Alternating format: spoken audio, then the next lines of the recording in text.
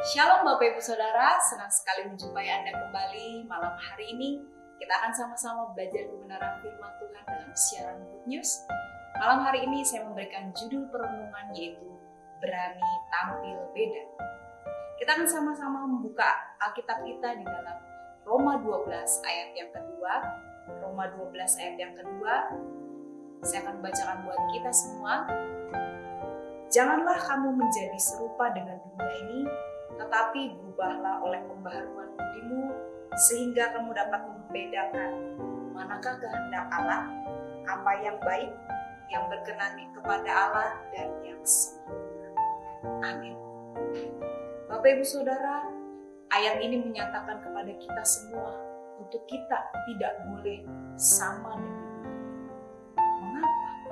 Sebab dunia ini telah dikuasai oleh keinginan daging, keinginan mata, serta keangkuhan hidup.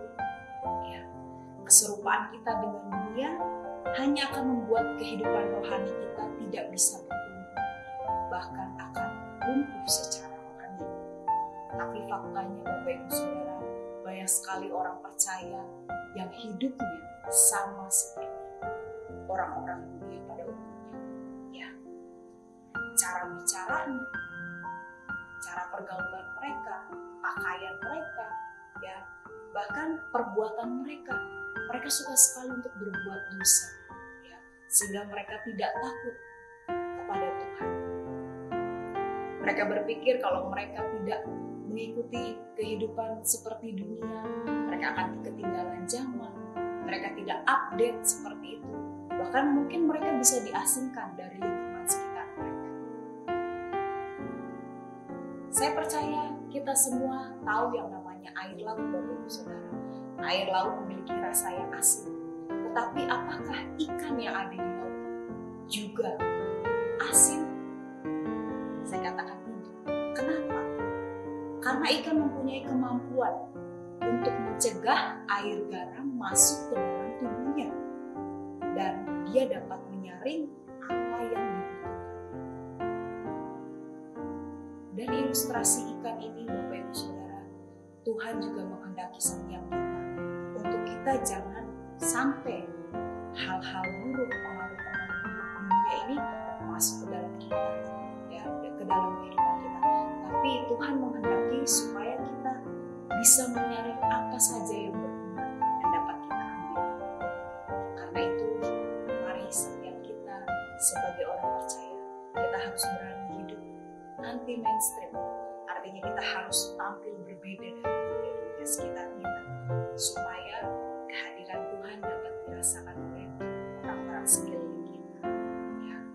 Jangan sampai kita mengikuti tren-tren dunia yang sekarang ini sudah merajalela, ya, yang bertentangan dengan firman Tuhan, kita mengikuti. Kita harus berani tampil beda. Nah, malam hari ini kita akan sama-sama belajar dari kehidupan Daniel, Bapak Ibu Saudara. Kita mau lihat di dalam Daniel 1 ayat yang pertama sampai ayat yang ke-21. Daniel 1 ayat yang pertama sampai ayat 21. Kisah mengenai Daniel. Ya, Daniel awalnya hanyalah seorang buangan, seorang tawanan yang dibawa oleh Nebukadnezar ke Babel. Ya, tapi ia dan ketiga temannya berhasil untuk mempertahankan jati dirinya sebagai umat Tuhan. Mereka tetap hidup benar di mata Tuhan. Mereka adalah orang percaya yang menjadi berkat di tengah-tengah kerajaan yang tidak mengenal Tuhan. Nanti Bapak Ibu bisa membaca satu pasal ini, ya, Daniel 1 ini ayat 1 sampai 21. Kisahnya sungguh menarik Bapak Ibu Saudara. Nah, kemudian apa yang terjadi saat itu? Itu dicatat bahwa orang-orang di lingkungan mereka ini memiliki moral yang jelek, moral yang rusak, di mana untuk melakukan dosa itu merupakan hal yang wajar, hal yang biasa.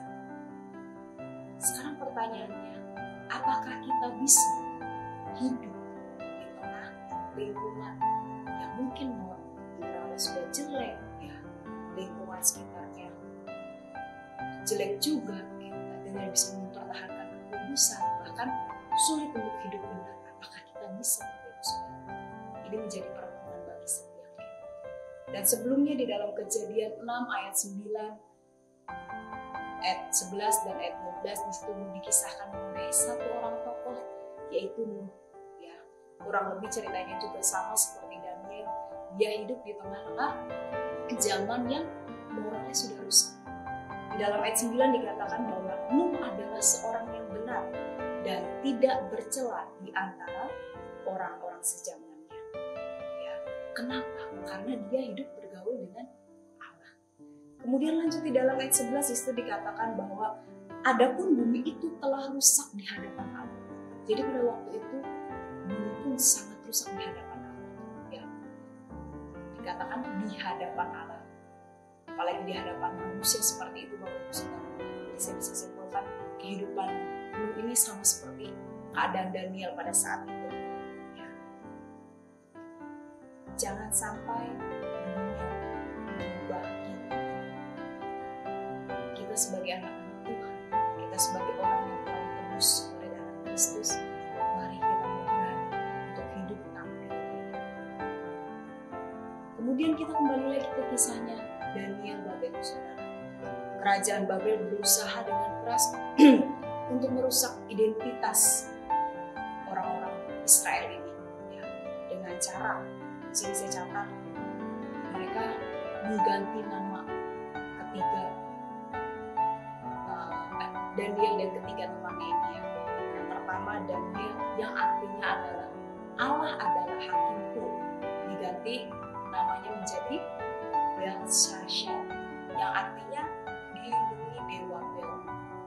Kemudian siapa lagi? Di sini saya catat Hananya yang berarti Yehova sudah menjawab, diganti namanya menjadi Sadrak. Apa Sadrak artinya? Perintah dewa bulan. Kemudian siapa lagi? Misael yang artinya yang keadaannya seperti Allah, diganti namanya menjadi Mesak, yang artinya seperti Dewi Bulan. Kemudian yang terakhir ada Asaria yang berarti kekuatan Yehova, diganti namanya menjadi Abednego, yaitu hamba Nego. Ya. Itu yang pertama, mereka dengan keras berusaha untuk mempengaruhi identitas pemuda-pemuda Israel ini dengan cara yang pertama mengganti nama mereka, identitas mereka. Kemudian yang kedua, kita bisa lihat di dalam ayat yang kelima, ya, kerajaan ini memberikan makanan dari santapan raja dan anggur. Di dalam ayat 5 kita bisa membaca Daniel dan teman-temannya dan semua orang-orang yang dididik seperti itu dikasih makanan santapan raja dan anggur. Kemudian apalagi? Di sini saya catat juga di dalam ayat yang keempat, mereka dididik selama 3 tahun. Ya, mereka dikenalkan cara tulisannya, kemudian bahasanya, bahkan kebudayaan Kasdim mereka ajarkan. Tapi apa yang terjadi, Bapak Ibu Saudara? Meskipun mereka coba dirusak, tapi Daniel dan kawan-kawannya tidak terpengaruh. Ya, mereka menolak santapan raja. Kenapa? Karena mereka tahu santapan raja ini sudah didoakan, ya, sudah dipersembahkan kepada dewa-dewa. Dalam ayat yang ke-8 kita bisa lihat. Dan kemudian mereka tidak minum anggur.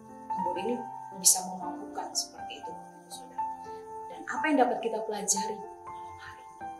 Mari kita sama-sama belajar berani untuk menolak kebiasaan dalam berperilaku, dalam kita berkata-kata yang berlawanan dengan Alkitab, bahkan yang berlawanan dengan apa yang menjadi keinginan Tuhan dalam kehidupan kita.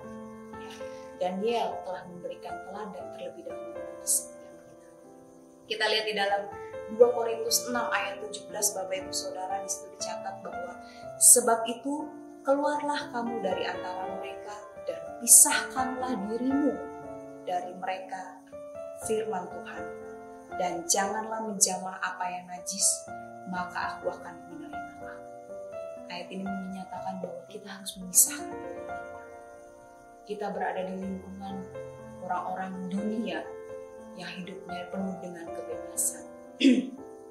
Karena itu kita harus punya sifat benci terhadap dunia, ya, terhadap cara kerja dunia seperti itu. Sebab hal itu bukan berasal dari Bapa.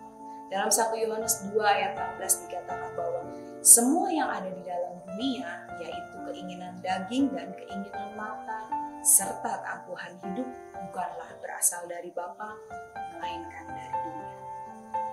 Sebagai akibatnya, Bapak Ibu Saudara, kita lihat dalam kehidupan Daniel dan kawan-kawannya, mereka mendapatkan kasih karunia Tuhan. Tuhan memberikan mereka pengetahuan di dalam ayat yang ke-17. Kemudian mereka diizinkan oleh Tuhan untuk bekerja pada raja dan mendapat posisi yang tinggi. Ya, Tuhan memberikan berkat yang luar biasa.